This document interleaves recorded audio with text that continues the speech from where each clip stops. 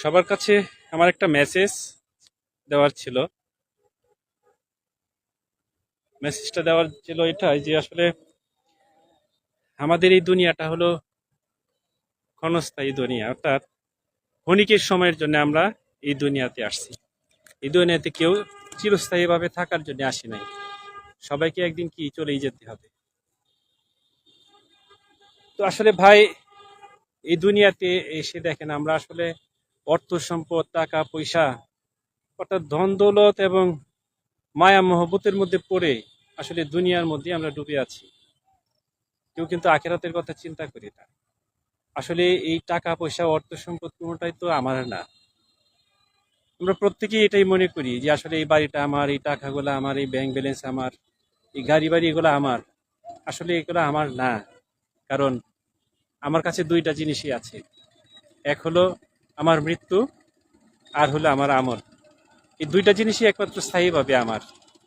এই দুইটাই হলো আমার আখিরাতের সঙ্গী। আর বাকি যা আছে কোনোটাই আমার না। আমার বিবি বাচ্চা যা আছে সবাই কিন্তু আমার পর। আমি মারা গেলে সবাই কিন্তু পড়ে থাকবে।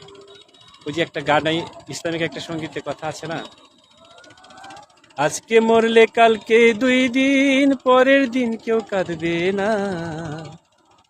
আজকে মরলে কালকে 2 দিন, পরের দিন কেউ কাঁদবে না। যাদের জন্য করছো কামাই, মরলে তারা চিনবে না। থাকতে সময় করো আমল, থাকতে সময় করো আমল, ইমান করো খাঁটি। তোমার আমার শেষ ঠিকানা 3.5 হাত মাটি। হ্যাঁ ভাই, আপনার আমার শেষ ঠিকানাই হলো 3.5 হাত মাটি। ওই 3.5 হাত মাটির জন্যই আমাদেরকে সবার চেষ্টা করতে হবে। ওই 3.5 হাত মাটিতে আমরা কিভাবে থাকবো? এই পোকামাকড়ের ঘর, পোকামাকড়ের বসতি, যাদের সাথে আমার 40,000 বছর কাটাইতে হবে, সেখানের জন্য আমাদের চেষ্টা করতে হবে, মেহনত করতে হবে। আসেন, আসলে দুনিয়াবি চিন্তা ভাবনা ছেড়ে আমরা আখিরাতের জন্য একটু চেষ্টা করি। আর এর মধ্যে সবচেয়ে বড় হলো আমাদের নামাজ। নামাজ হলো আমার আসল পরিচয়। মুমিন আর কাফের মধ্যে একমাত্র পরিচয় হলো কি? নামাজ।